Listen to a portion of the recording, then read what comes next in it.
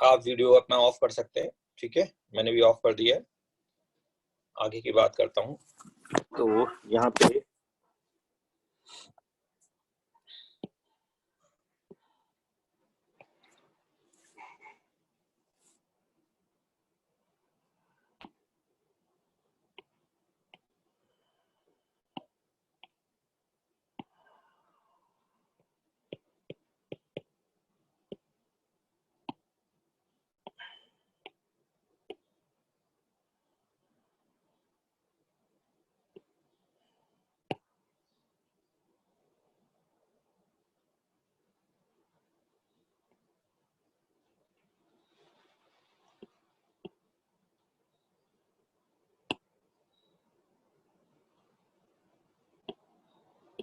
चलिए, आवाज आ रही है मेरी सभी को? वॉइस क्लियर है? तो we start new chapter, that is chemical bonding.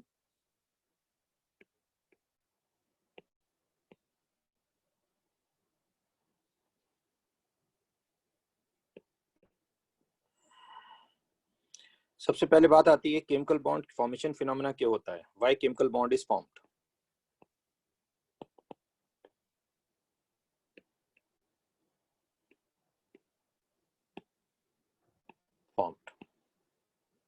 क्यों केमिकल बॉन्ड बनता है?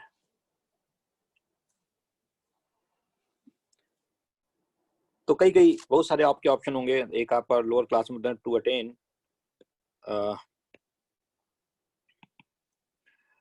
ऑक्टेट या ड्यूप्लेट, बहुत बेसिक बात पढ़ते हैं ना, ऑक्टेट और ड्यूप्लेट, ठीक है, या स्टेबल कॉन्फ़िगरेशन भी बोल देते हैं। टू अटेन ऑक्टेट और ड्यूप्लेट, जिसको बोलते हैं स्टेबल कॉन्फ़िगरेशन, राइट। दूसरा ये नोबल गैस कॉन्फ़िगरेशन हो गया, स्टेबल नोबल गैस कॉन्फ़िगरेशन, इसी को हम बोल सकते हैं, हाँ, इसी को हम stable noble gas configuration, stable noble gas configuration, इसको अगर आप बोलें तो ये इसके बाद देते हैं। और कोई रीजन?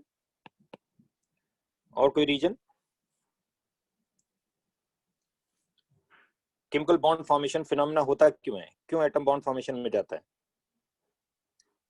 हाँ, to acquire stability, to get stability.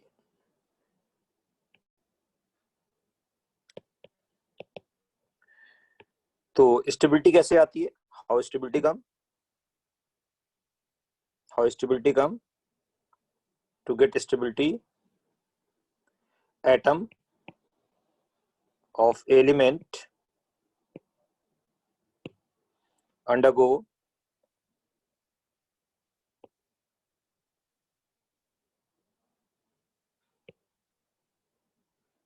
ठीक है, atom of element undergo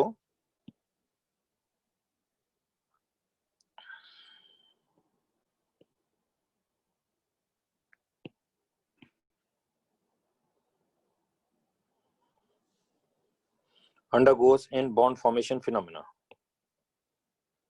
तो बॉन्ड फॉर्मेशन फिनोमेना कैसे होगा? एक मिनट, ये लिखने में प्रॉब्लम आ रही क्या?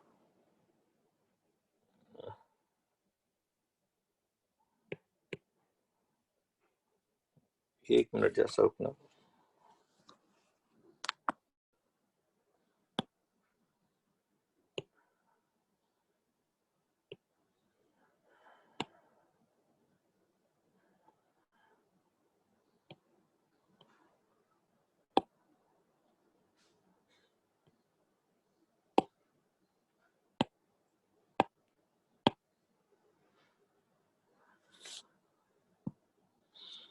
तो यहाँ पे मैंने आपको बताया कि दूसरा जो रीजन आएगा,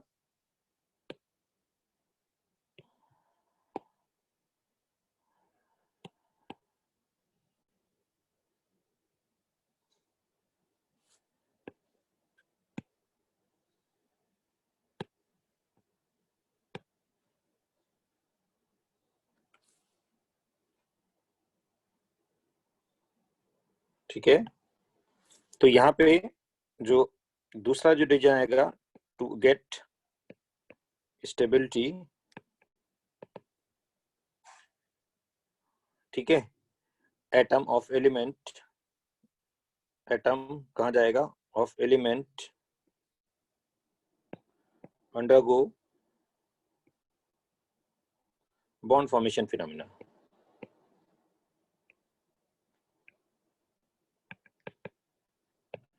बॉन्ड फॉर्मेशन फिनोमेना में जाता है।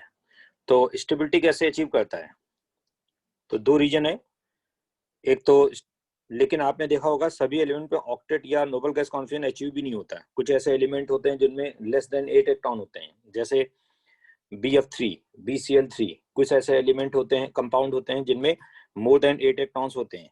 तो octet is not criteria to get stabilise.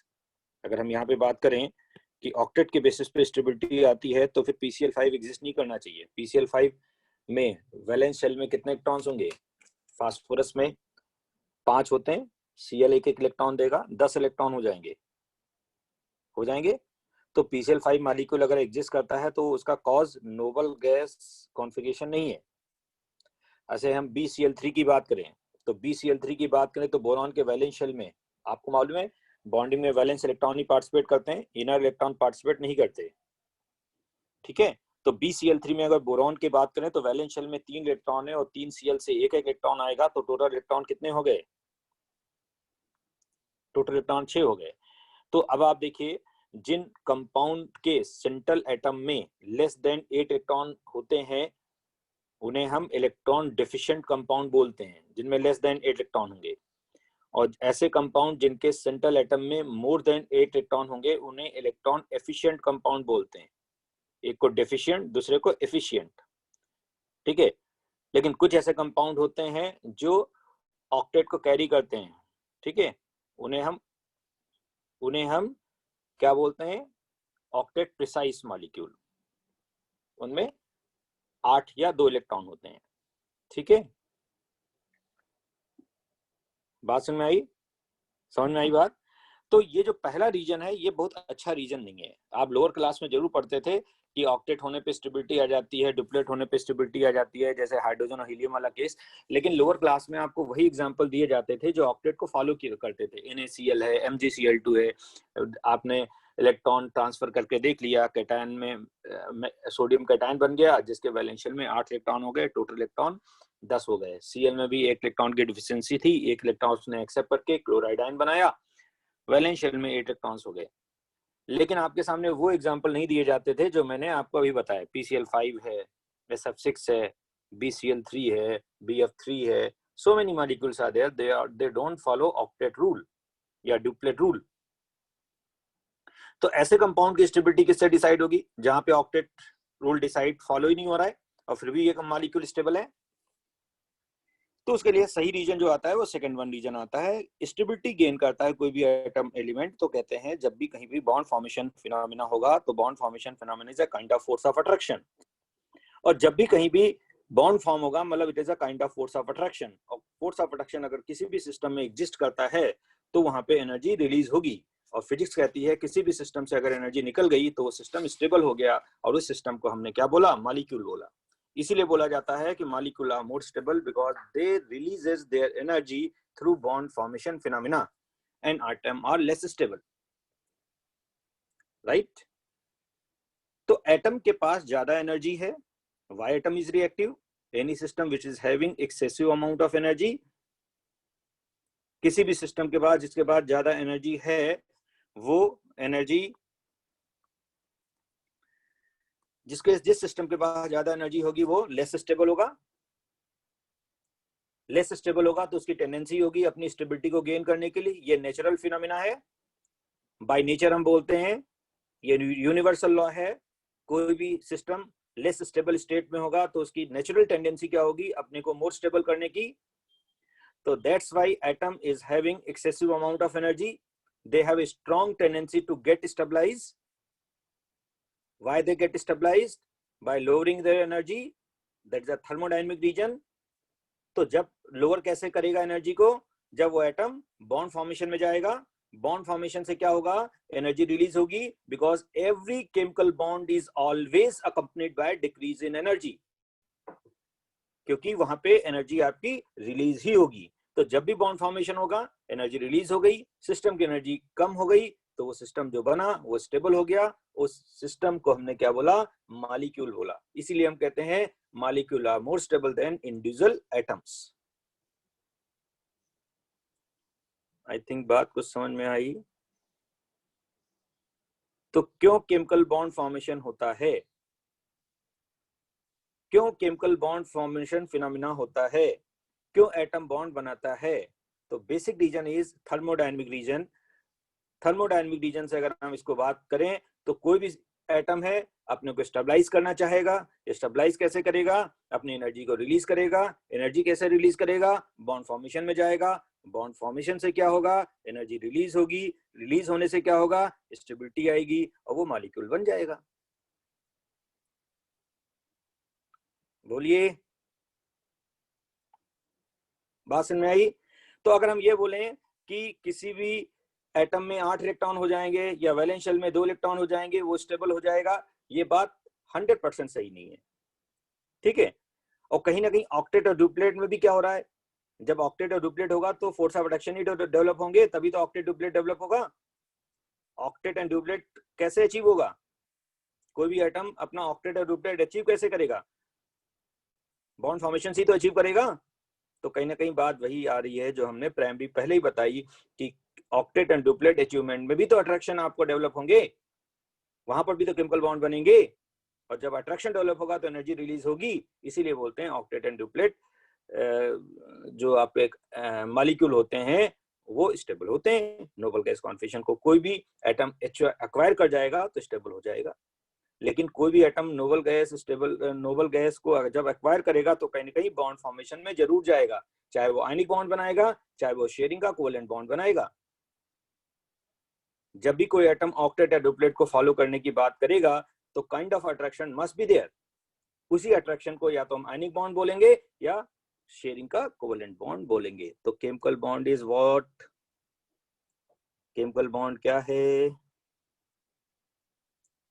Chemical bond क्या हुआ? Is the force of attraction. Yes, very good. तो ये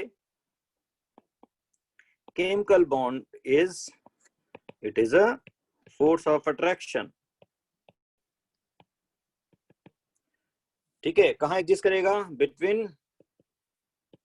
exist between atom of element या बॉन्डेड एटम। ठीक है, एग्जिस्ट बिटवीन बॉन्डेड एटम्स। और इसकी बॉन्ड एनर्जी होगी जो होगी, it's bond energy is greater than 42 kilo joule per mole. अगर bond energy greater than 42 kilo joule per mole होगी तो उसे हम केमिकल बॉन्ड बोलेंगे। अगर इससे कम होगी तो उसे हम बॉन्ड नहीं बोलेंगे, फिर उसे हम केमिकल फोर्स बोलेंगे। या इसको किलो कैलोरी पर मोल में बोलें तो बॉन्ड एनर्जी जो होगी ग्रेटर देन 10 किलो कैलोरी पर मोल। अब देखो कन्वर्जन आपको समझ में आ रहा होगा, किलो जूल का 10 किलो कैलोरी पर मोल।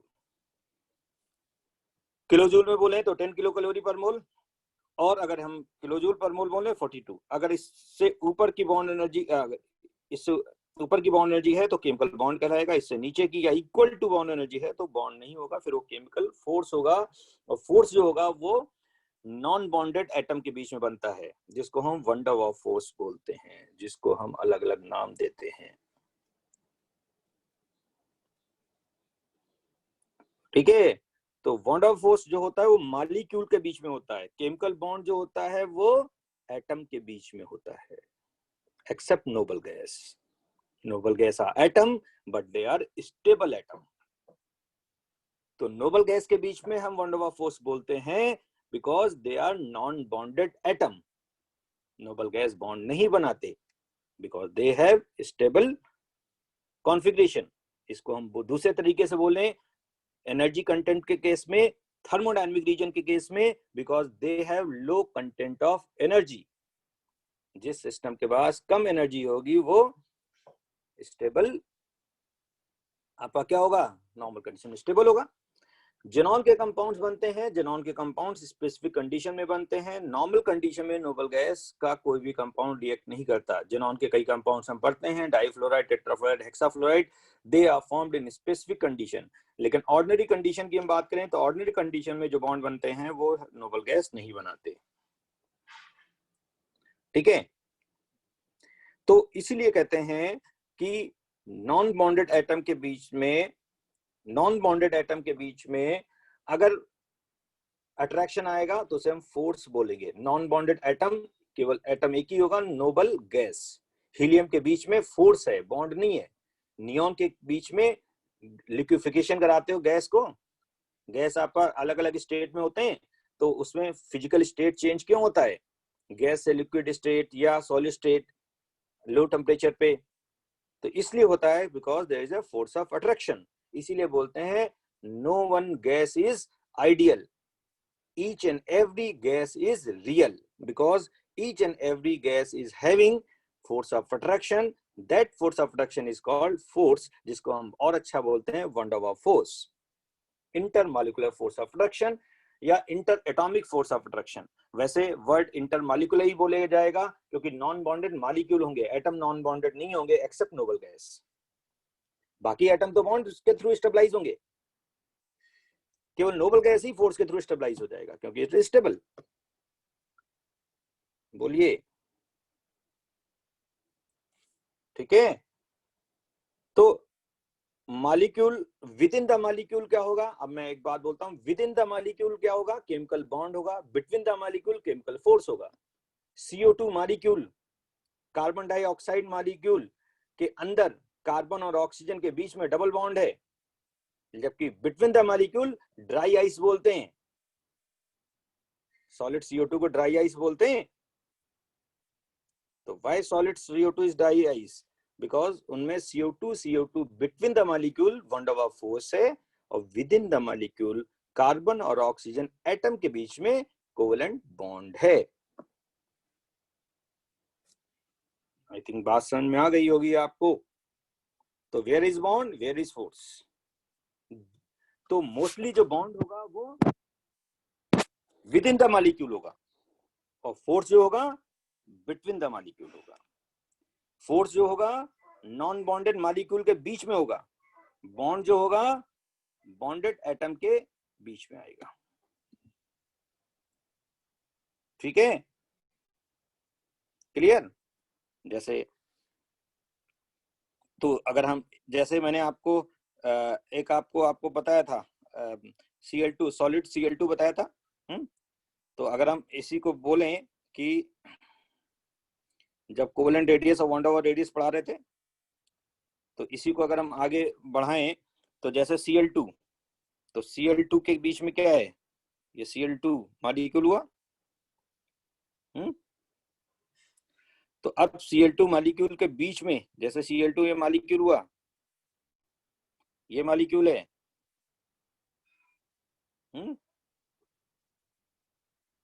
Covalent bond. ठीक है, तो इसी को हम अगर हम ऐसे देखें, इसी को हम अगर ऐसे देखें तो ये मॉलिक्यूल हुआ, ये मॉलिक्यूल हुआ, ये मॉलिक्यूल हुआ।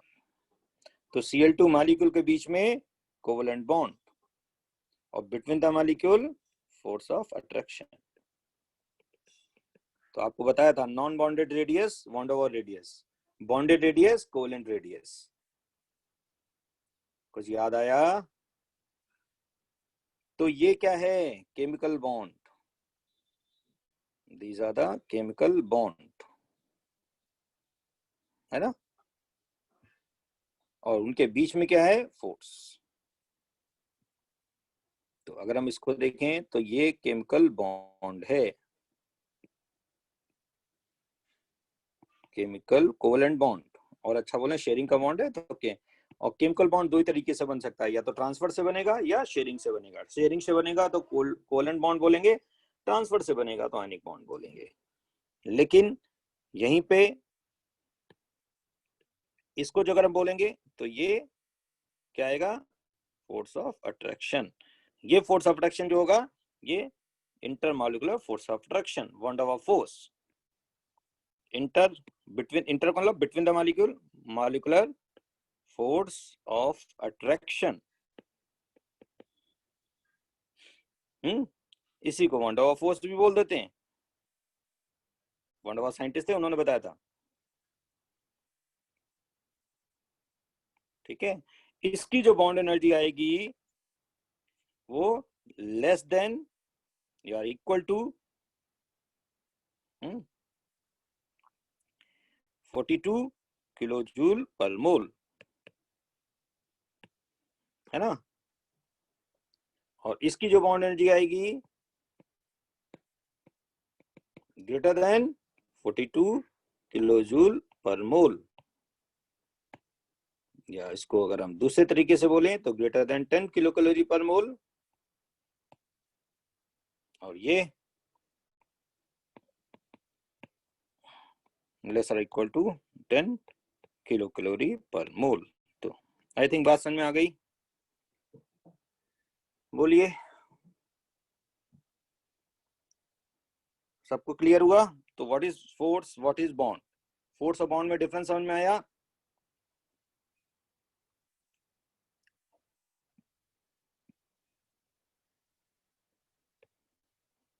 बात समझ में आई। तो आई थिंक ये जो मैंने आपको बताया ये अच्छी तरह से आपको बात समझ में आ गई होगी। अब आगे की बात करते हैं। ठीक है, ठीक है।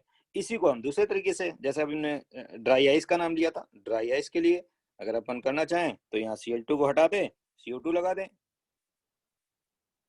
ठीक है, अब इस मॉलिक्यूल में अगर हम CO2 लगा देंगे तो ये क्या होगा, कार्बन सेंट्रल एटम, ऑक्सीजन, ये CO2 हो गया। Carbon central atom surrounding oxygen atom, ये CO2 हो गया। ये कार्बन यहाँ पे आया, ये डबल बॉन्ड, ये डबल बॉन्ड, CO2 हो गया। सॉलिड फेस में लिया तो इसी को क्या बोल दिया, सॉलिड CO2। अगर सॉलिड CO2 है तो इसी को हम क्या बोलते हैं, ड्राई आइस। सॉलिड फॉर्म में CO2 को अगर हम ले लें तो सॉलिड फॉर्म में कैसे CO2 आएगी, when there is a force of attraction. वो फोर्स ऑफ अट्रैक्शन क्या हुआ, intermolecular force of attraction, one over force of attraction. ठीक है, और इनके बीच में जो फोर्स ऑफ अट्रैक्शन आएगा, कार्बन, ठीक है, कार्बन और ऑक्सीजन के बीच में ये फोर्स ऑफ अट्रैक्शन जो आया वो अलग नाम दे दिया मैंने। ठीक है, तो ये फोर्स ऑफ अट्रैक्शन आया।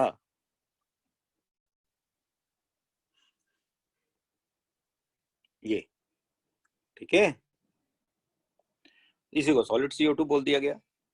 तो अब थोड़ा क्वांटम केमिस्ट्री क्या कहती है, क्वांटम थ्योरी के अकॉर्डिंग अगर हम इस बात को बोलें, क्वांटम थ्योरी ये कहती है कि जब दो एटम अप्रोच करेंगे, तो अब अगर हम बात करें तो वहां पे क्या होगा, एटम एक दूसरे को अप्रोच करेंगे तो अट्रैक्शन होगा तो वहां पे बॉन्ड फॉर्मेशन फिनोमेना होगा। तो सपोज हमने कहा एक ही एटम है, दूसरा ये एटम है, जब दो एटम कंबाइन करेंगे तो बॉन्ड फॉर्मेशन फिनोमेना होगा। तो होता क्या है कि एटम के बीच में वहां पे उनके इलेक्ट्रॉन भी होते हैं, है ना, एटम में इलेक्ट्रॉन भी होते हैं, क्लियर। तो अब वहां पे क्या होगा, जैसे हमने कहा कि ये एक इलेक्ट्रॉन है, यहाँ पे एक इलेक्ट्रॉन, मैंने वैलेंस इलेक्ट्रॉन केवल दिखा रहा हूँ एटम का, ठीक है, दूसरे एटम का भी वैलेंस इलेक्ट्रॉन मैंने दिखा दिया। तो जब ये एक दूसरे को अप्रोच करेंगे, तो क्या होगा, इनके बीच में फोर्स ऑफ रिपल्शन लगेगा between nucleus and nucleus. Repulsion को मैंने अपोजिट एरो से दिखाया, इनमें रिपल्शन भी लगेगा इलेक्ट्रॉन इलेक्ट्रॉन के बीच में क्योंकि सेम चार्जेस हैं, इनमें भी रिपल्शन लगेगा इलेक्ट्रॉन इलेक्ट्रॉन के बीच में क्योंकि सेम चार्जेस है, अपोजिट एरो से दिखाया। तो जब भी दो एटम अप्रोच करेंगे तो वहां पे फोर्स ऑफ अट्रैक्शन भी होगा, फोर्स ऑफ रिपल्शन भी होगा। अट्रैक्शन किसके बीच में होगा और रिपल्शन किसके बीच में होगा, इसको जरा देखेंगे। तो अब क्या होगा, ये तो मैंने रिपल्शन दिखाया, लेकिन एक एटम, पहले एटम का इलेक्ट्रॉन दूसरे एटम के न्यूक्लियस से अट्रैक्ट भी होगा,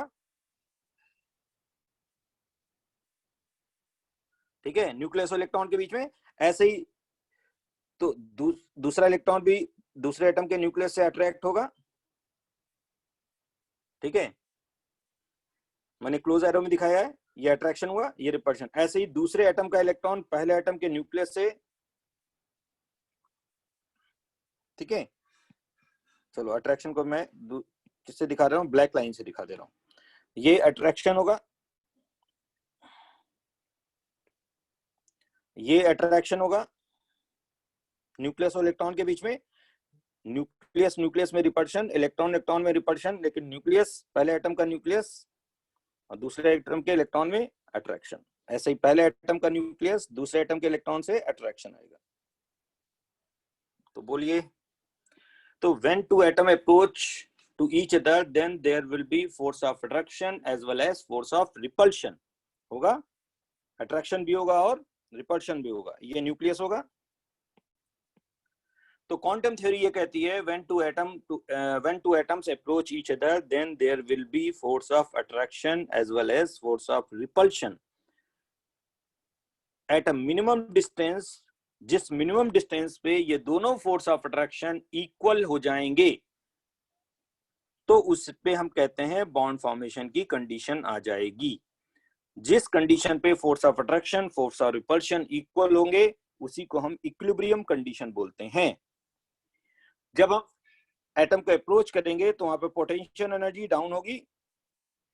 तो ये एक ग्राफिकल रिप्रेजेंटेशन मैं दिखा रहा हूं। ये पोटेंशियल एनर्जी ऊपर के फेस में पॉजिटिव होगी, नीचे के फेस में पोटेंशियल एनर्जी नेगेटिव होगी। यहाँ पे पोटेंशियल एनर्जी 0 होगी, ठीक है। तो मिनिमम डिस्टेंस जहां पे ये इंटरन्यूक्लियर डिस्टेंस होगी इनके बीच में, तो सबसे पहले क्या होगा, एटम अप्रोच क्यों करेंगे, क्योंकि वहां पे अट्रैक्शन पहले डोमिनेट करेगा। अट्रैक्शन डोमिनेट करेगा तो एटम धीरे धीरे क्या हो जाएंगे, उसकी पोटेंशियल एनर्जी डाउन होगी।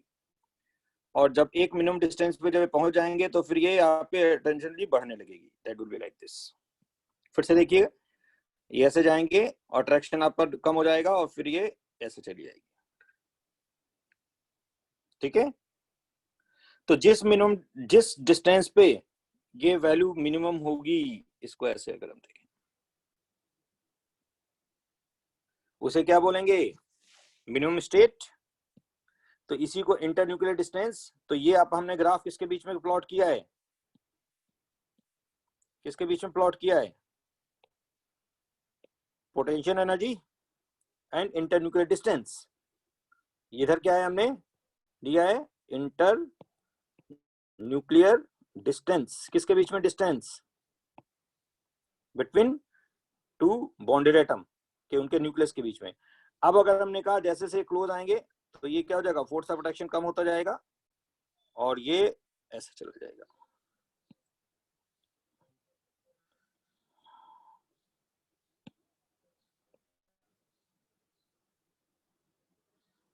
ये ऐसे, ठीक है। तो इसी को अगर हमने थोड़ा सा इधर बढ़ा दिया ये साइन के लिए,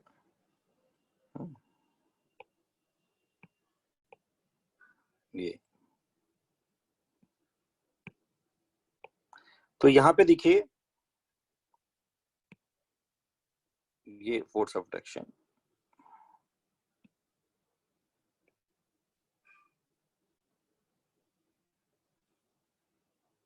ठीक है, ये फोर्स ऑफ अट्रैक्शन दिखाया।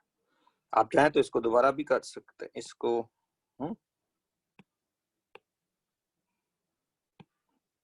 तो ये मिनिमम डिस्टेंस आएगी। अब क्या देखिएगा, जिस मिनिमम डिस्टेंस पे force of attraction force of इस रीजन में क्या होगा, इस रीजन में सबसे कम फोर्स ऑफ अट्रैक्शन आएगा, ठीक है। ये डिस्टेंस होगी तो ये इंटरन्यूक्लियर डिस्टेंस मिनिमम डिस्टेंस होगी किसके बीच में, मिनिमम न्यूक्लियर डिस्टेंस। क्योंकि जिस मिनिमम न्यूक्लियर डिस्टेंस पे फोर्स ऑफ अट्रैक्शन रिपल्शन, जिसको क्या बोलते हैं, बॉन्ड लेंथ, मिनिमम लेंथ को हम क्या बोल सकते हैं, ये जो लेंथ हुई बॉन्ड लेंथ हुई ना, ये सपोज अगर हमने कहा इक्विलिब्रियम कंडीशन यहीं पे है,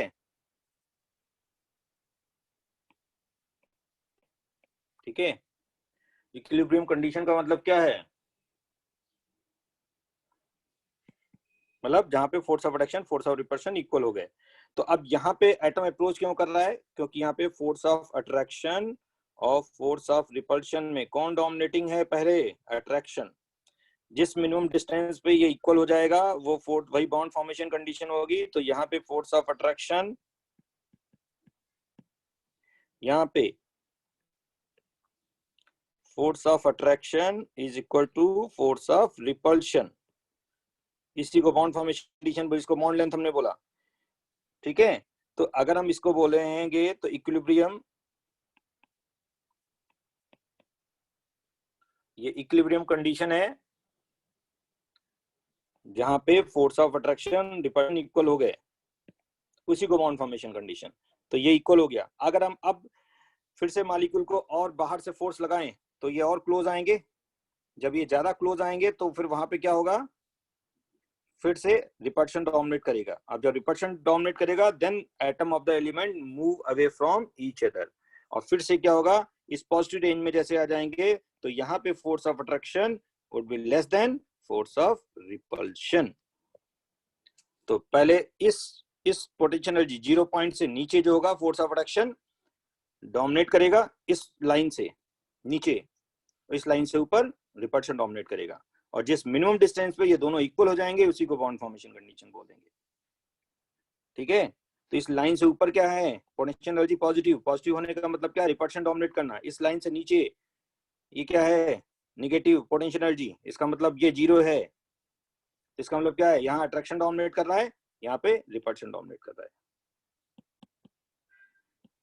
बात समझ में आई? तो ऊपर के फेस पे पॉजिटिव एनर्जीज है, पोटेंशियल एनर्जी, नीचे के फेस पे नेगेटिव एनर्जी है। तो कोई सिस्टम कब स्टेबल होगा? जब उसकी एनर्जी कम होगी। और जिस मिनिमम डिस्टेंस पे ये फोर्स ऑफ अट्रैक्शन इक्वल हो जाएंगे उसी को बॉन्ड फॉर्मेशन कंडीशन बोलते हैं। ये पोटेंशियल एनर्जी डायग्राम है। तो इसी को हमने क्या बताया? Potential energy diagram.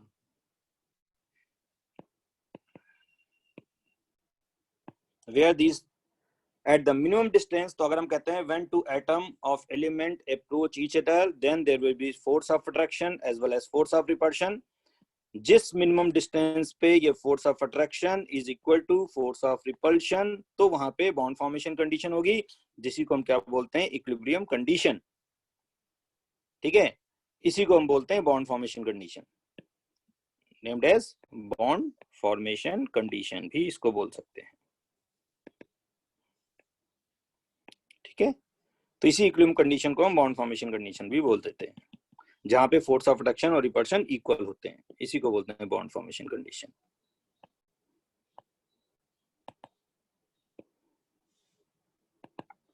ठीक है। आई थिंक ग्राफिकली बात समझ में आई? ग्राफिकली बात समझ में आई? नेगेटिव एनर्जी का मतलब क्या हुआ? सिस्टम से एनर्जी निकली। इलेक्ट्रॉन गेन एंथैल्पी पढ़ा था ना। ये कौन पागल है जो पूछता है बार बार? छोटी सी बात नहीं समझ में आ रही है?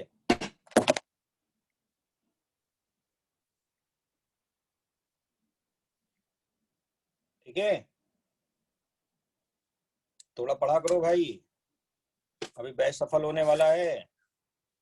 इतना समझाएगा कोई नहीं, पढ़ना पड़ेगा।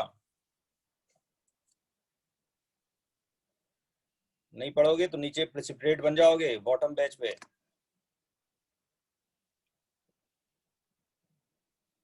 बात समझ में आई? अब आगे देखिए। तो मैंने आपको बताया कि अब मैं इसको एक्सप्लेन कर रहा हूं बार बार। जैसे मैंने आपको बताया केमिकल बॉन्ड फॉर्मेशन में एटम बॉन्ड बनाते हैं। एटम क्यों बॉन्ड बनाते हैं? टू अटेन ऑक्टेट या डुप्लेट रूल। लेकिन ये ऑलवेज ट्रू नहीं है। क्यों ऑलवेज ट्रू नहीं है? क्योंकि सभी एटम नोबल गैस कॉन्फ़िगरेशन को अचीव नहीं कर पाते। कुछ ऐसे कंपाउंड होते हैं जिनमें लेस देन या मोर देन 8 इलेक्ट्रॉन होते हैं, ठीक है। जिनमें मोर देन या लेस देन 8 इलेक्ट्रॉन है तो उनकी स्टेबिलिटी को हम कैसे एक्सप्लेन करेंगे? तो फिर हमारे पास सेकंड थॉट आता है जो थर्मोडायनेमिक रीजन है। थर्मोडायनेमिक रीजन ये बोलता है, ये बेसिक रीजन है, फिजिक्स भी इसी बात को फेवर करती है, कोई भी, ठीक है, कि कोई भी सिस्टम है वो स्टेबलाइज होना चाहेगा। और स्टेबलाइज कैसे होगा? जब एनर्जी को कम करेगा। जब उसकी पोटेंशियल एनर्जी कम हो जाएगी तो वो सिस्टम नेगेटिव स्टेट में आ गया, मींस उसकी एनर्जी कम हो गई और स्टेबल हो गया। जिस सिस्टम से एनर्जी निकल जाएगी तो क्या होगा? तो to get stability atom of element undergoes bond formation phenomena. तो इसीलिए बॉन्ड फॉर्मेशन फिनोमिना होता है, क्योंकि thermodynamic reason is the best reason. Why atom of element undergo bond formation phenomena? Because each and every atom wants to get stabilized, and that stability is accompanied by decreases in energy, or stability is accompanied by decrease in energy by bond formation phenomena. That's why atom of element undergo bond formation phenomena. और bond formation is nothing, is a kind of force of attraction जिसकी bond energy greater than 42 kilojoule per mole होती है, या greater than 10 kilocalorie per mole होती है ना? ठीक है, तो इसी से यहीं पे हमने डिफाइन कर दिया। अगर इससे कम फोर्स ऑफ अट्रैक्शन होगा तब क्या बोलेंगे? तब उसको हम बॉन्ड नहीं बोलेंगे, दैट इज कॉल्ड फोर्स। ठीक है, तो chemical bond and chemical force. तो कहते हैं केमिकल बॉन्ड कहां होगा, फोर्स कहां होगा? केमिकल बॉन्ड जो होगा वो एटम के बीच में होगा एक्सेप्ट नोबल गैस, और जो फोर्स जो होगा वो मॉलिक्यूल के बीच में होगा इंक्लूडिंग नोबल गैस। आई थिंक बात समझ में आई, बात समझ में आई। फिर दूसरी बात मैंने आपको दिखाया कैसे बॉन्ड बनते हैं, कैसे फोर्स होते हैं। बॉन्ड और फोर्स को मैंने डिफाइन करके बताया कि यहाँ पे ये इसको हम बॉन्ड बोलेंगे, केमिकल CO2 जो मॉलिक्यूल के अंदर होगा, तो बॉन्ड जो होगा विद इन द मॉलिक्यूल होगा, फोर्स होगा बिटवीन द मॉलिक्यूल होगा। ठीक है, फिर आगे की बात करते हैं। फिर मैंने यहीं पे आपको बताया कि ये पोटेंशियल एनर्जी डायग्राम की बेसिस पे हम कहते हैं जब दो एटम एक दूसरे को अप्रोच करते हैं तो वहां पे फोर्स ऑफ अट्रैक्शन होता है, फोर्स ऑफ रिपल्शन भी होता है। ये दोनों फोर्स होंगे, क्यों होंगे? क्योंकि यहाँ पे न्यूक्लियस बीच में रिपल्शन, इलेक्ट्रॉन के बीच में अट्रैक्ट, इलेक्ट्रॉन के बीच में रिपल्शन, लेकिन न्यूक्लियस और इलेक्ट्रॉन के बीच में अट्रैक्शन होगा। और जब अट्रैक्शन और रिपल्शन दोनों होंगे तो मैग्नीट्यूड में इक्वल तो नहीं होंगे।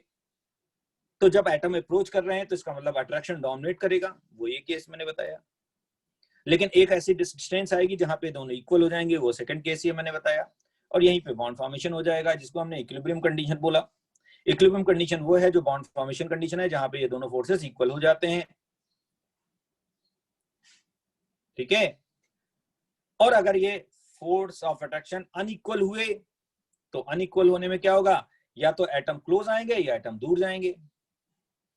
अगर फोर्स ऑफ अट्रैक्शन और रिपल्शन इक्वल नहीं हुए तो वो क्या हो गए? उस कंडीशन में या तो वो एक दूसरे को अप्रोच कर रहे होंगे या एक दूसरे से दूर जा रहे होंगे, लेकिन इक्विलिब्रियम कंडीशन में नहीं होंगे, स्टैटिक कंडीशन में नहीं होंगे। स्टैटिक कंडीशन में कब एटम आएगा? जब ये दोनों एटम एक दूसरे से, इन दोनों में फोर्स ऑफ अट्रैक्शन एटम के बीच में इक्वल होगा। अगर अनइक्वल हुआ तो अट्रैक्शन डोमिनेट करेगा तो क्लोज आएंगे, रिपल्शन डोमिनेट करेगा एक दूसरे से दूर जाएंगे। इक्विलिब्रियम कंडीशन का मतलब आप समझ गए होंगे, बॉन्ड फॉर्मेशन कंडीशन की हम बोल रहे हैं। ठीक है, क्लियर? बोलिए, ऑल क्लियर? बोलो भाई, बात सुन में आई? ठीक है, अब यहीं पे एक साइंटिस्ट लुइस और सिडविक, दो साइंटिस्ट थे। लुइस साइंटिस्ट ने काफी स्ट्रांगली फेवर किया था ऑक्टेट का। उन्होंने बताया था, क्योंकि उनके साथ उस समय जो स्टेब्लिश फैक्ट था वो ये था कि नोबल गैस रिएक्ट नहीं करते, तो स्ट्रांग सपोर्टर थे लुइस की ऑक्टेट नेवर बी वॉयलेटेड। ठीक है, लुइस और सिडविक दो ऐसे साइंटिस्ट थे। तो उस समय आपकी जो आपको लोअर क्लास में थ्योरी पढ़ाई जाती है वो थ्योरी पढ़ाई जाती है जो स्टार्टिंग की थ्योरी है, कि वहां पे ऑक्टेट या डुप्लेट को ही फॉलो करते हुए स्टेबिलिटी को पढ़ाया जाता है, जबकि एक्चुअल में ऐसा नहीं है। एक्चुअल में स्टेबिलिटी जो होती है वो थर्मोडायनेमिक रीजन से आती है। ठीक है, ठीक है, तो वहां पे आपको लोअर क्लास में जो आपको एग्जांपल दिए जाते थे वही बताए जाते थे। NaCl है, सोडियम का कैटायन का ऑक्टेट दिखा दिया, क्लोराइड आयन का ऑक्टेट दिखा दिया, KCl ले लिया उसमें का ऑक्टेट दिखा दिया, क्लोराइड आयन में ऑक्टेट दिखा दिया, और आपको बता दिया कि वहां पे स्टेबिलिटी इससे होती है। लेकिन ये कंप्लीट थ्योरी नहीं है, इट्स अ इनकम्प्लीट थ्योरी। लेकिन ऐसे भी एग्जाम्पल होते हैं जहां पे ऐसे भी कंपाउंड होते हैं जिनमें ऑक्टेट रूल फॉलो नहीं करता, ड्यूप्लेट रूल फॉलो नहीं करता। उस केस में स्टेबिलिटी फिर थर्मोडायनेमिक रीजन से स्टेबलाइज होगी। और ये किसी भी कंडीशन की हम बात करें, एक्सप्लेनेशन जो बेटर आएगा वो थर्मोडायनेमिक रीजन से आएगा, ना कि ऑक्टेट एंड ड्यूप्लेट रूल से। तो जो स्ट्रॉन्ग सपोर्टर थे वो लुइस थे, इसलिए लुइस ऑक्टेट रूल भी बोला जाता है। क्या बोला जाता है? Lewis octet rule. तो लुइस ऐसे साइंटिस्ट थे जिन्होंने ऑक्टेट को सपोर्ट किया था। तो कभी कभी आपको जब लुइस स्ट्रक्चर बनाने को बोला जाए तो हाँ ऑक्टेट रूल को ही फॉलो करते हुए आपको स्ट्रक्चर बनाना है। क्योंकि Lewis was strong supporter of octet. तो इसको पूरा नाम बोला जाता है लुईस ऑक्टेट रूल, है ना? Clear, right? बात समझ में आई? तो ये आपका अट्रैक्शन डोमिनेट कर रहा है, ये आपका अट्रैक्शन और रिपल्शन इक्वल हो गए। ये अट्रैक्शन रिपल्शन इक्वल हो गए। यहाँ पे अट्रैक्शन और रिपल्शन में अट्रैक्शन लेस डोमिनेटिंग है, तो ऊपर क्या होगा? ऊपर के पार्ट पे रिपल्शन डोमिनेट करेगा। इस लाइन से ऊपर ये वाला केस लगेगा, इस लाइन से नीचे ये वाला केस लगेगा, और यहाँ पे इस लाइन से ये नीचे ये वाला केस लगेगा।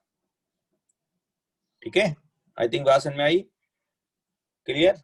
अब classification of force of attraction की बात करते हैं। Classification of force of attraction कितने टाइप के होते हैं, कैसे होते हैं, इसको जरा समझेंगे। ठीक है, चलिए अब अट्रैक्शन कितने टाइप का हो सकता है, अभी मैंने आपको बताया। तो type of attraction between species, ठीक है। तो अगर हम देखें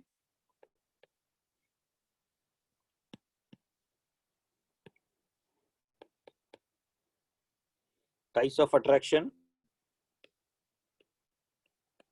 between exist between species, exist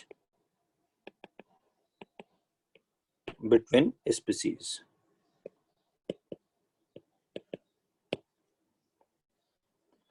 तो सबसे पहले फोर्स ऑफ अट्रैक्शन के बेसिस पे अगर हम देखें, तो अभी मैंने बताया था अगर force of attraction greater than 42 kilo joule per mole है तो उसे क्या बोलेंगे? बोलो भाई, केमिकल बॉन्ड।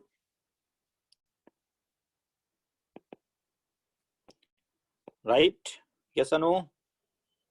यस। फिर इसकी बॉन्ड एनर्जी जो होगी इसको बोलते हैं स्ट्रॉन्ग। स्ट्रॉन्ग इसलिए क्योंकि बॉन्ड स्ट्रॉन्ग होगी, बॉन्ड एनर्जी ज्यादा होगी। बॉन्ड एनर्जी कितनी होगी? Greater than 42 kilo joule per मोल। राइट। दूसरा जो होगा उसे हम क्या बोलेंगे? Weak chemical force. क्या बोलेंगे? केमिकल फोर्स तो होगा, chemical bond and chemical force, लेकिन फोर्स और बॉन्ड में कौन वीकर होगा? फोर्स आर वीकर, तो वीक केमिकल फोर्स, और बॉन्ड स्ट्रॉन्ग तो स्ट्रॉन्ग। इसकी बॉन्ड एनर्जी क्या होगी? Less or equal to 42 kilo joule per mole. ठीक है। अब स्ट्रॉन्ग केमिकल बॉन्ड एलिमेंट के बीच में बनेगा, एटम के बीच बनेगा। ये कहां पे बनेगा? Form between atom of element, formed between atom of element. ये कहां होगा? Exist between molecules and noble gases. ठीक है। अब यहां पे अब एटम ऑफ एलिमेंट कितने टाइप के होते हैं? बोलो भाई, एटम ऑफ एलिमेंट कितने टाइप के होते हैं?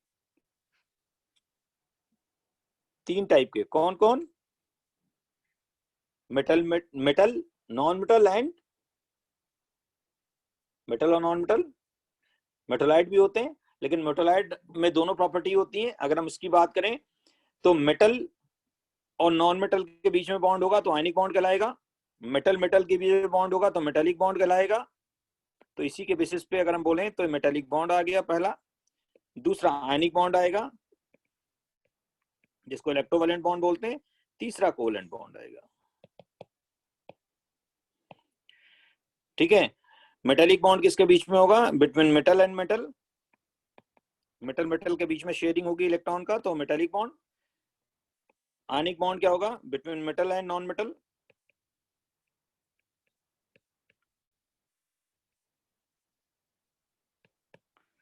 मेटल और नॉन मेटल के बीच में ट्रांसफरेंस का बॉन्ड बनेगा, ट्रांसफर से, तो आयनिक बॉन्ड। अगर शेयरिंग से बॉन्ड बनता है between non metal and non metal,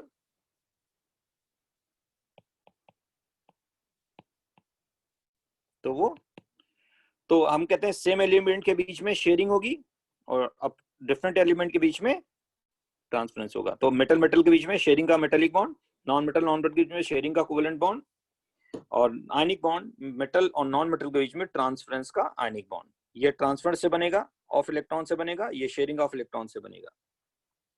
metallic bond में शेयरिंग होगा, ठीक है। फिर अगर हम कहते हैं शेयरिंग भी दो टाइप की होगी, इक्वल शेयरिंग और अनइक्वल शेयरिंग, है ना। तो इसी के बेसिस पे फर्दर हम इसको बोल देते हैं कि यहाँ पे शेयरिंग का बॉन्ड बनना, तो शेयरिंग भी दो टाइप की होगी, ठीक है। तो फर्दर अगर हम यहीं पे देखें, फिर हम इसको अगर हम देखें तो फिर यहाँ पे दो केस बनेंगे, है ना, राइट। और यहाँ पे क्या बोलते हैं, शेयरिंग के बेसिस पे अगर जाएंगे, ठीक है, तो यहाँ पे शेयरिंग दो टाइप की होगी, इक्वल और अनइक्वल, ठीक है। अगर इक्वल शेयरिंग पे जाएंगे तो वहां पे इक्वल शेयरिंग का दूसरा पोलैरिटी के बेसिस पे, पोलैरिटी के बेसिस पे, पोलैरिटी के बेसिस पे, पोलैरिटी के बेसिस पे दो केस आएंगे। अगर सेम एलिमेंट के बीच में शेयरिंग हुई तो उसे बोलेंगे नॉन पोलर मॉलिक्यूल। क्या बोलेंगे, नॉन पोलर मॉलिक्यूल या नॉन पोलर बॉन्ड। जैसे एग्जांपल H2 हाइड्रोजन के बीच में, X2 हेलोजन के बीच में, N2 O2, ये आप नॉन पोलर मॉलिक्यूल। दूसरा पोलर बॉन्ड आएगा जो डिफरेंट के बीच में बनेगा, डिफरेंट एटम के बीच में, जैसे HX HCl HBr HI, water, ये आपके पोलर मॉलिक्यूल है। शेयरिंग के बेसिस पे अगर बात करते हैं तो शेयरिंग भी दो टाइप की होगी, ठीक है, इक्वल शेयरिंग अनइक्वल शेयरिंग। तो अगर यहीं पे शेयरिंग की अगर बात करें, इक्वल शेयरिंग और अनइक्वल शेयरिंग, अगर इक्वल शेयरिंग होगी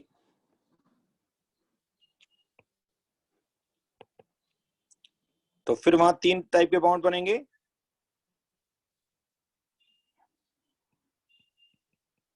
और अनइक्वल शेयरिंग होगी तो पहले इक्वल शेयरिंग की बात कर लेते हैं। इक्वल शेयरिंग होगी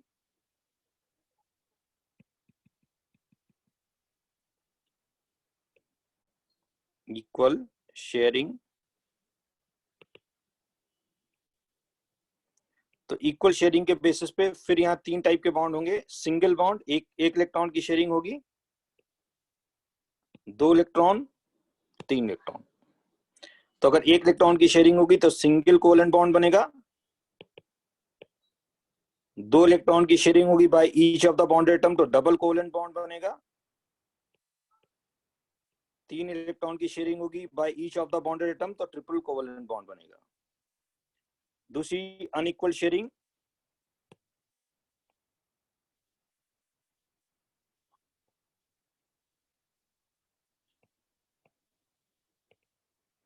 अनइक्वल शेयरिंग जब आएगी तो फिर वहां पे दो केस आएंगे। अगर इक्वल शेयरिंग अनइक्वल शेयरिंग के वहां पे दो केस बनेंगे, ठीक है, जिसको हम बोलते हैं एक कोऑर्डिनेट बॉन्ड, दूसरा बैक बॉन्ड। तो अनइक्वल शेयरिंग से भी दो केस वहां पे आएंगे, एक बोलेंगे कोऑर्डिनेट बॉन्ड जो अनइक्वल शेयरिंग से बॉन्ड बनेगा, दूसरा बैक बॉन्ड। ये अनइक्वल शेयरिंग का सिग्मा बॉन्ड होगा, ये अनइक्वल शेयरिंग का सिग्मा बॉन्ड होगा, ये अनइक्वल शेयरिंग का पाई बॉन्ड बनेगा। इक्वल शेयरिंग का पाई बॉन्ड भी बनता है, अनइक्वल शेयरिंग का पाई बॉन्ड बनता है। अनइक्वल शेयरिंग का पाई बॉन्ड बनेगा तो बैक बॉन्ड कहलाएगा, अनइक्वल शेयरिंग का सिग्मा बॉन्ड बनेगा तो ये जो होगा अनइक्वल शेयरिंग का सिग्मा बॉन्ड होगा, ये अनइक्वल शेयरिंग का पाई बॉन्ड होगा। इक्वल शेयरिंग का भी सिग्मा बॉन्ड बनता है, इक्वल शेयरिंग का पाई बॉन्ड भी बनता है। किसी भी मल्टीपल बॉन्ड में एक से ज्यादा सिग्मा बॉन्ड नहीं हो सकते, और किसी भी मल्टीपल बॉन्ड में दो से ज्यादा पाई बॉन्ड नहीं हो सकते। तो सिंगल कोवेलेंट बॉन्ड में एक ही सिग्मा बॉन्ड होगा, डबल में एक सिग्मा एक पाई होगा, और ट्रिपल में एक सिग्मा दो पाई होंगे, है ना, ठीक है। जिसको हम रिप्रेजेंट कैसे करते हैं, एक डैश लाइन से, इसे हम डैश लाइन से रिप्रेजेंट करेंगे, इसे भी डैश लाइन से रिप्रेजेंट करेंगे, इससे भी डैश लाइन से रिप्रेजेंट करेंगे ट्रिपल बॉन्ड को, है ना। तो ये डैश लाइन से आ गया जिसको हमने रिप्रेजेंट किया, ये और ये ट्रिपल बॉन्ड, है ना। तो इसमें जो हुआ एक सिग्मा, इसमें एक सिग्मा एक पाई इक्वल शेयरिंग का, ये एक सिग्मा 2 पाई। आई थिंक अब बताओ कौन सा बॉन्ड बचा, सारे एग्जांपल हो गए, जितने बॉन्ड तुमने पढ़े थे सारे मैंने क्लासिफिकेशन में कर दिए, कौन सा बॉन्ड बचा, कोई बॉन्ड बचा, सारे सामने लिखे हुए हैं। अब दिमाग लगाओ कौन सा बॉन्ड यहाँ पे नहीं लिखा है, ठीक है। लेकिन कुछ स्पेसिफिक बॉन्ड होते हैं वो हम आगे और बताएंगे, अभी तो केवल बेसिक बॉन्ड की बात कर रहा हूँ, ठीक है। लेकिन वो स्पेसिफिक बॉन्ड इन्हीं कोऑर्डिनेट शेयरिंग के ही बॉन्ड है, वो आगे हम बताएंगे मॉलिक्यूलर थ्योरी में, ठीक है। तो अब मैं बात करता हूं आपसे, जो मैंने पढ़ाया है उसको मैं शेयर कर लेता हूं, ठीक है। अब आप देखिएगा, तो आई थिंक मैंने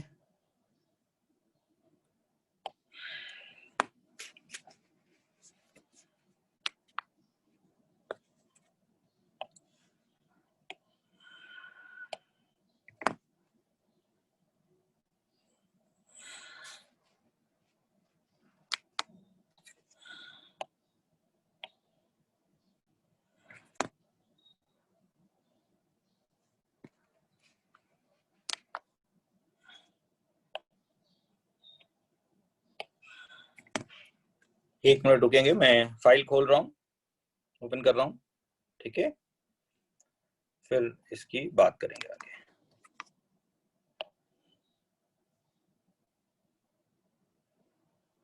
ठीक है।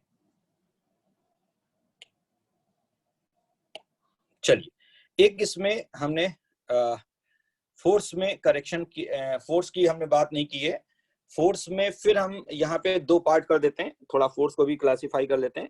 फोर्स में वीक फोर्स भी दो टाइप के होते हैं, अभी तो हमने बॉन्ड की बात की, अब फोर्स में भी क्लासिफिकेशन अगर हम कर दें, ठीक है। तो ये फोर्स भी वीक फोर्स दो टाइप के होते हैं, जिसको हम आगे पढ़ेंगे। तो ये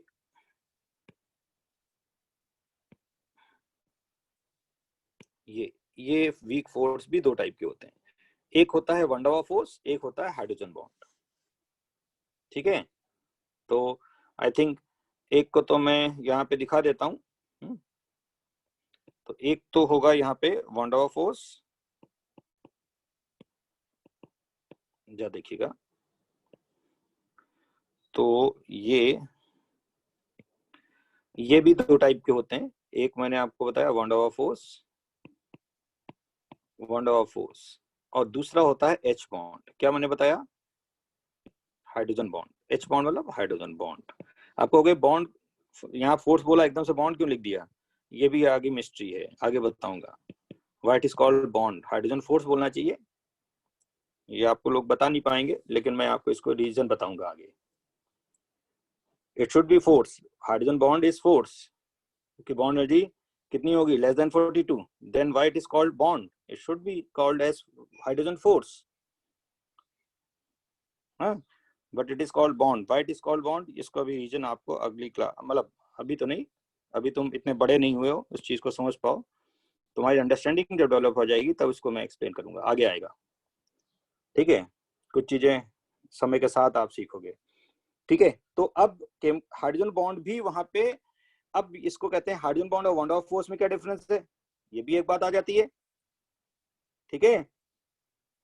तो हाइड्रोजन बॉन्ड और इसके बीच में क्या होता है, अगर हम कहते हैं, ये तो होगा, अगर हम कहते हैं less than 8 kilo joule per mole force of attraction होगा तो उसे हम वंडरवा फोर्स बोलेंगे, अगर between 8 to 42 kilo joule per mole force of attraction होगा तो एच बॉन्ड बोलेंगे, और अगर greater than 42 kilo joule per मोल तो उसे हम केमिकल बॉन्ड बोलेंगे। अगर हम फोर्स ऑफ अट्रैक्शन के रिस्पेक्ट में बात करें तो ये अगर हम इसमें ये एनर्जी स्केल अगर देखें तो इस एनर्जी स्केल में हम क्या कह सकते हैं, तो 8 to 42 kilo joule per mole, 8 kilo joule per mole to 42 kilo joule per मोल के रेंज में, ठीक है। क्या बोलेंगे इसे, इस रेंज को क्या बोलेंगे, हाइड्रोजन बॉन्ड। बोलिए, इससे नीचे वैल्यू को क्या बोलेंगे, लेस देन किलो, तो it is called van der Waals force. Von der Waals force value क्या होगी, less than 8 kilo joule per mole, ये आएगी ना ये वैल्यू, ठीक है। और ग्रेटर देन उससे ऊपर अगर हम बोल दें, ठीक है,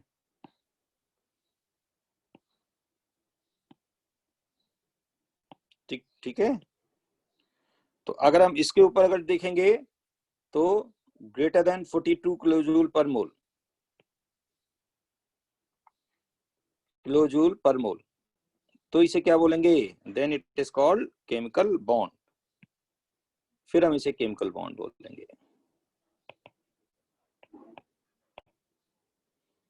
तो इसके ऊपर ये केमिकल बॉन्ड आएगा। तो ये जो फोर्स ऑफ अट्रैक्शन है, ये फोर्स ऑफ अट्रैक्शन के बीच में H बॉन्ड आ गया यहां से यहां तक। इसके ऊपर जो फोर्स ऑफ अट्रैक्शन आएगा उससे हमने केमिकल बॉन्ड बोला,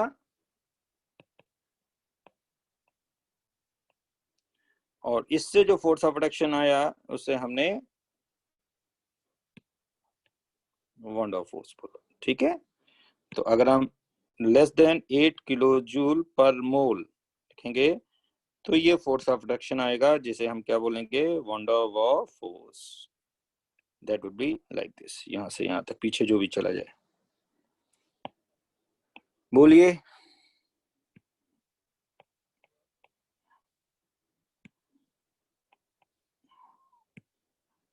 बोलिए, बात सुन में आई।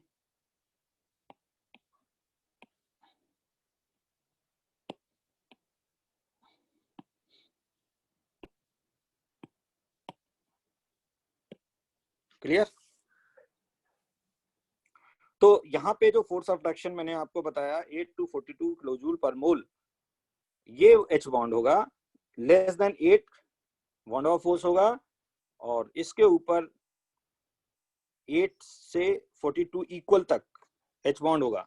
लेस देन 8 इक्वल बोल रहा हूं, ये देखो इक्वल, 8 to 42 इक्वल तक H बॉन्ड, ठीक है। बाद में मेरे को जिन्हें इस टाइप के बेवकूफी वाले डाउट पूछते हो, मैं स्ट्रेस देख के क्लास में बोल देता हूँ, फिर भी डाउट में पूछते हो सर इक्वल पे क्या होगा। 42 8 to 42 equal pay H bond, less than 8 पे von der force, greater than 42 पे केमिकल बॉन्ड। ये बेवकूफी वाले डाउट मत पूछा करो बाद में, ठीक है। क्लियर, बात समझ में आई।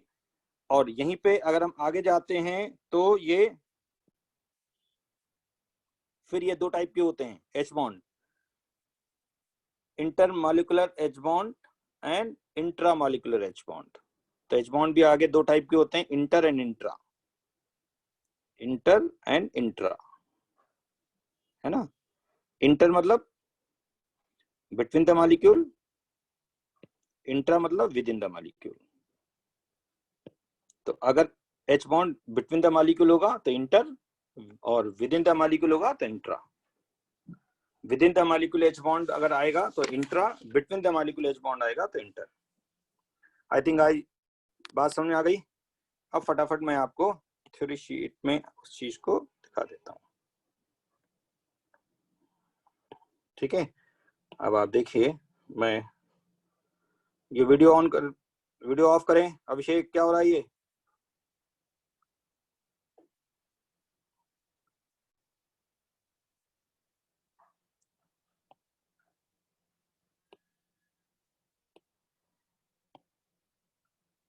ठीक है, अब देखिए मैं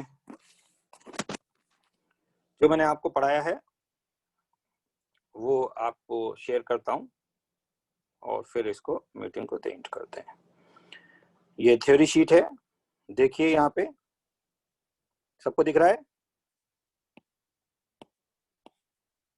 सबको दिख रहा है?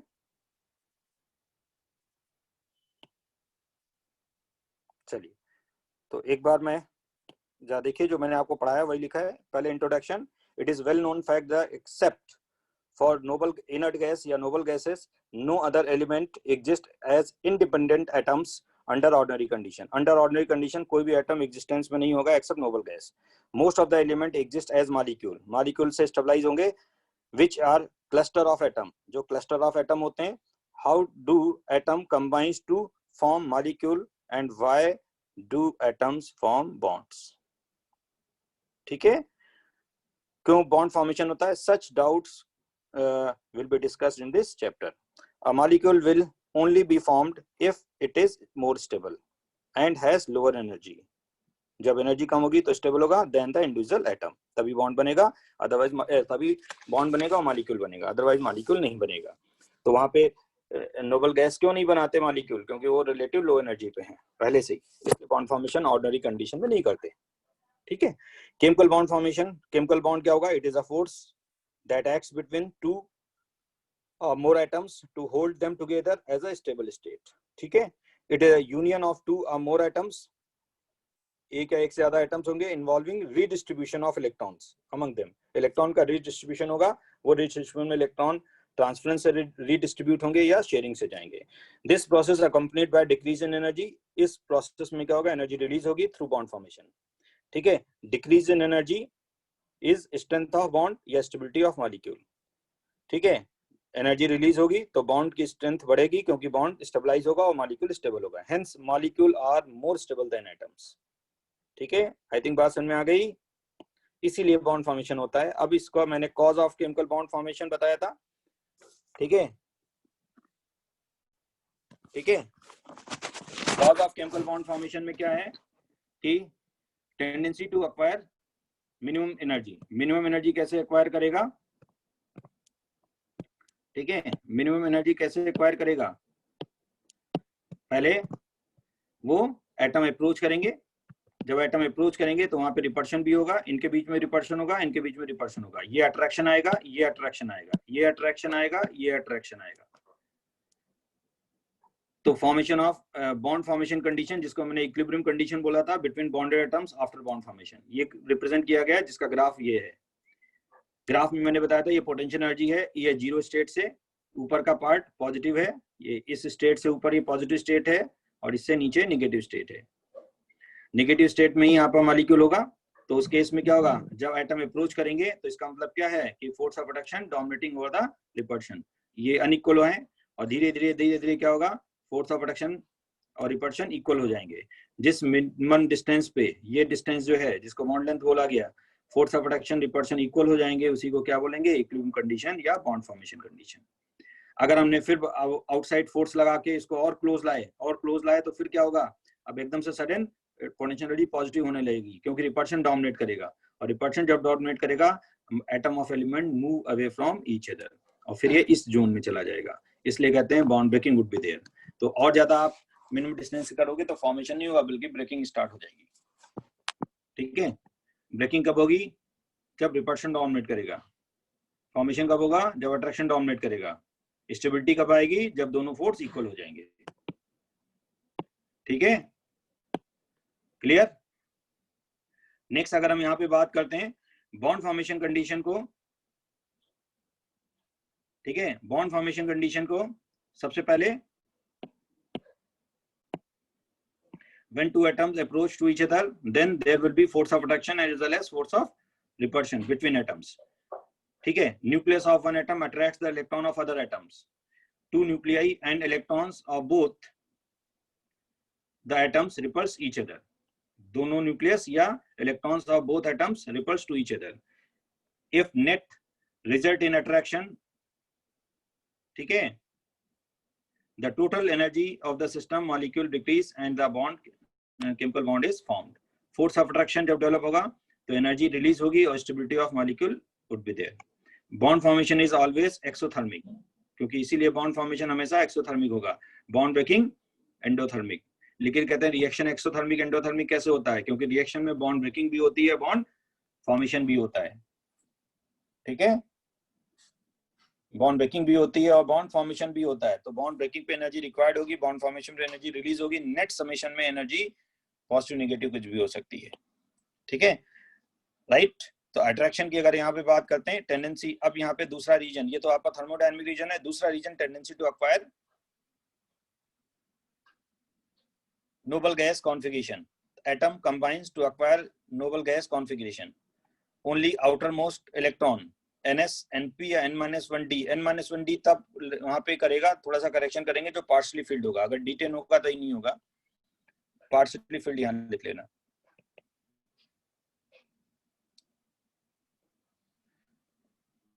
Partially field d1 to d9 configuration. ठीक है, d10 नहीं. have their stable electronic configuration with minimum energy. तो स्टेबल कॉन्फ़िगरेशन ये एक्वायर कर जाएगा तो स्टेबिलिटी आ जाएगी. ठीक है, बात समझ में आई, राइट. आगे देखिए, ये क्वेश्चन है वहां पे. when two atoms combines to form a molecule, तो क्या होगा मॉलिक्यूल फॉर्मेशन? एनर्जी रिलीज होगी, एनर्जी एब्जॉर्ब होगी. Neither energy release nor absorb, या आइदर रिलीज आइदर एब्जॉर्ब. ठीक है, क्या आएगा answer? Energy will be released. Answer will be a, यहाँ पे लिखा हुआ है. एटम ऑफ एलिमेंट, दूसरा क्वेश्चन है. Atom of element undergo bond formation phenomena. ये स्टेटमेंट ऑलवेज ट्रू है. Atom of element undergo bond formation phenomena. This statement always true? No. क्यों true नहीं है? क्योंकि statement first is false whereas second is true. Bond formation phenomena is always accompanied by energy. ये बात बिल्कुल सही है. लेकिन atom of element बात की है, सारे atom bond formation में नहीं जाते, like noble gas. ठीक है, तो पहला false हुआ, second true हुआ. ठीक है, तो ये कुछ स्टेटमेंट वहां पे गिवन है. फिर उसके बाद, और लुइस ने ऑक्टेट को फेवर किया था. Lewis octet rule.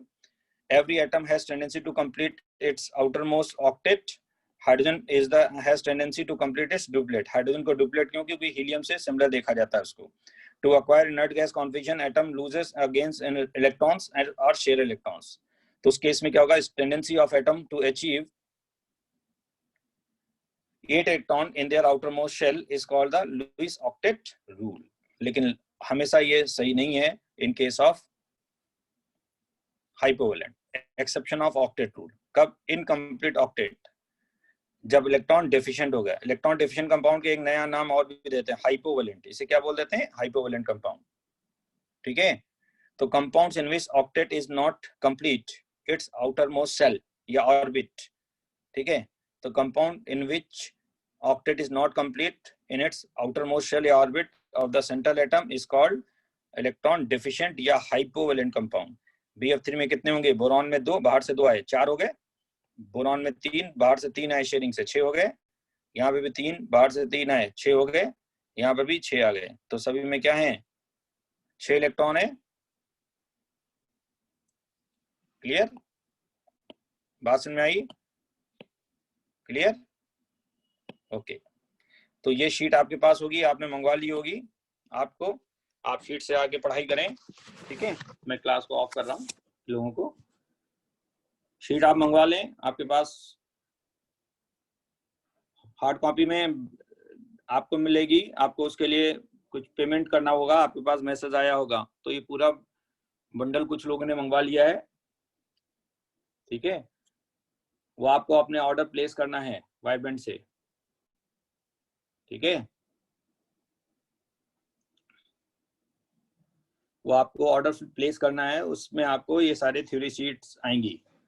मैं केवल प्रॉब्लम शीट आपसे डिस्कस करूंगा, या थ्योरी अपने आप लिखिए जो मैं आपको शेयर करूंगा, ठीक है। मैंडेटरी नहीं है, आपको लिखना पड़ेगा, आप कर सकते हैं, उसमें मैंडेटरी नहीं है। आप चाहे तो प्रिंटेड नोट से पढ़ें, नहीं तो आप डिजिटल बना के अपने खुद नोट्स बनाएं। सॉफ्ट कॉपी पूरी नहीं आएगी, सॉफ्ट कॉपी मैं टुकड़ों में भेजूंगा, जैसे इससे पहले भेज रहा था। थ्योरी आपको एक साथ मिल जाएगी, सॉफ्ट कॉपी टुकड़ों में आएगी जैसे मैंने आपको पहले भेजा था, लेकिन पूरी नहीं आएगी। थ्योरी अगर आपको पूरी करनी है तो आपको स्टडी मटेरियल परचेज करना पड़ेगा, ठीक है। ठीक है, अब होमवर्क नोट करेंगे। आज मैं होमवर्क मैं पीडीएफ सेंड करूंगा, लेकिन वो शॉर्ट में आएगी, ठीक है। वो अमाउंट आपका पूछेंगे, आप वहां पे आपके पास 5000 का है पूरा, फिजिक्स केमिस्ट्री मैथ ऑल, जिसको आपको परचेज करना चाहते हैं तो आप ले सकते हैं, ठीक है। वो 5000 का है, जिसमें फिजिक्स केमिस्ट्री मैथ के प्रॉब्लम शीट ऑफलाइन, मतलब वो आपको हार्ड कॉपीज मिलेंगी, ठीक है। अगर आप सॉफ्ट कॉपी से पढ़ सकते हैं, कंफर्टेबल हैं, आंखों में कोई प्रॉब्लम नहीं होती तो ठीक है, आप उससे पढ़ लें। जिनको आंखों में प्रॉब्लम होती है, डिजिटल ज्यादा नहीं कर सकते, तो वो ऑफलाइन मंगा सकते हैं, ठीक है। वो मैं आज नंबर सेंड करूंगा ग्रुप पे, उनको आप कॉल करके अपना ऑर्डर प्लेस कर सकते हैं। आज मैं ग्रुप में नंबर 1 सेंड करूंगा राकेश शर्मा जी का, उनको अपना आप रोल नंबर, नेम, एड्रेस वगैरह आप नोट कराएंगे, वो आपको बता देंगे, ठीक है। और कब तक मिल जाएगा वो आपको 3-4 दिन में आपके होम एड्रेस पे कुरियर कर दिया जाएगा। हार्ड कॉपी, सॉफ्ट कॉपी तो मैं टुकड़ों में दूंगा ही, वो तो अपने आप आपको लिखने पड़ेंगे, बनाने पड़ेंगे, ठीक है। क्लियर। होमवर्क नोट करेंगे। होमवर्क ये है, बुक से आपको प्रॉब्लम करनी, संडे आ रहा है तो बुक से प्रॉब्लम 1 to 50 करेंगे, और शीट से एक्सरसाइज शीट 2 कंप्लीट करेंगे, और फिर मैं आपके डाउट लेकर उसको पूरा करूंगा, ठीक है। एक्सरसाइज 2 पूरा कंप्लीट करना है, एनसीईआरटी क्वेश्चंस मिला के पूरा, है ना, क्लियर। तो वो जो है पूरे आपको करने हैं। एक्सरसाइज 1 में कुछ क्वेश्चन बचे थे, वो मैं कर लूंगा, कुछ क्वेश्चन बचे हुए हैं वो मैं कर लूंगा, बाकी एनसीईआरटी क्वेश्चंस करके पूरी कंप्लीट करनी है, एक्सरसाइज 2 कंप्लीट करनी है, ठीक है। क्योंकि संडे को आ रहा है, और बुक से प्रॉब्लम करेंगे, प्रॉब्लम बुक से, एक्सरसाइज 1 से 50 प्रॉब्लम, ठीक है, क्लियर। Okay, bye.